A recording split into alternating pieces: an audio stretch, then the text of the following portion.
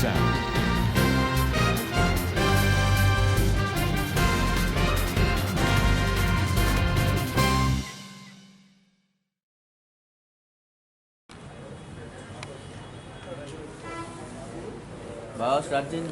ఈనాటి ఈ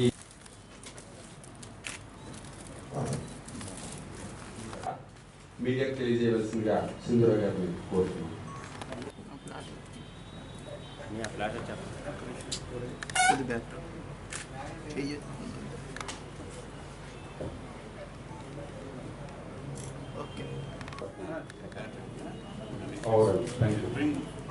ఓకేనా ఇప్పుడు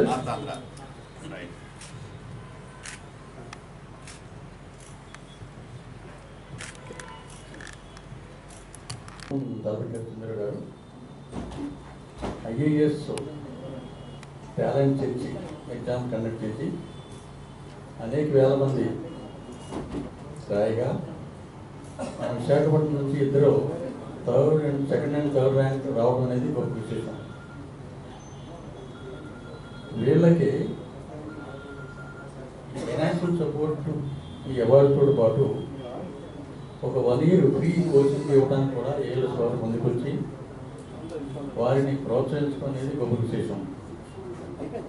ఎందుకంటే ఐఏఎస్ అనేది వెరీ ప్రెస్టీజియస్ ఎగ్జామినేషన్. అది సెలెక్ట్ అవ్వాలంటే ఎంతో కృషి కావాలి, జననాలజీ కావాలి, పట్టుదల కావాలి, టైం మేనేజ్మెంట్ కావాలి, పంక్చువాలిటీ కావాలి, నిజం మాట్లాడే విధానం కావాలి. ఇంటర్వ్యూలో వాటిలో ఏంటంటే కొన్ని క్వశ్చన్స్ అడిగినప్పుడు ఆన్సర్ తెలియకపోతే నిలబడతారు.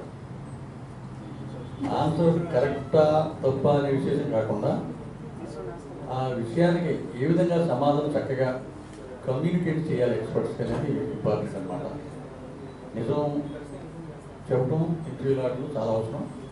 రిటర్న్ ఎగ్జామ్లో సెలెక్ట్ అవ్వాలంటే చాలా పట్టుదల కావాలి. రోజుకి 15 గంటలు పనిచేయాలి. ఆరోగ్యంతో పాటు ఈ ప్రిపరేషన్ ఫుల్ కాన్సన్ట్రేట్ చేసి ఈ ఏఎల్ఎస్లో ఇచ్చే కోచింగ్ విధానాన్ని చక్కగా ఆంధ్ర యూనివర్సిటీ మాజీ ఉపకులపతి, సెంచూరియన్ యూనివర్సిటీ ప్రస్తుత ఉపకులపతి ఆచార్య జిఎస్ఎన్ రాజు గారికి, ఈరోజు కార్యక్రమాన్ని కోఆర్డినేట్ చేసిన రవికుమార్ గారికి, మీడియా మిత్రులందరికీ నా నమస్కారం. ఐఏఎస్ ఎగ్జామినేషన్ రాయాలి, దానిలో పాస్ అవ్వాలనేది ఆల్మోస్ట్ డిగ్రీ చదువుతున్న ప్రతి విద్యార్థి యొక్క కళ. అయితే అప్పట్లో అతి దగ్గరలో ఉన్న కోచింగ్ సెంటర్ అంటే హైదరాబాదే. ఇప్పటికి కూడా హైదరాబాద్, అమీర్పేట అంటే అన్ని. Secondly, first of all, I should thank to ALS Institute for connecting such a vast talent test across our Indian and extracting the best out of the students and promoting and again providing a financial support and also the academic support to attempt the UPSC mains civil service examinations. I hope this gives us a lot of confidence and boosting up to our confidence level so that we can achieve directly and we can achieve with a brave confidence and write our UPSC exams fine and we should come out to the cracking and again shining stars. Thank you very much.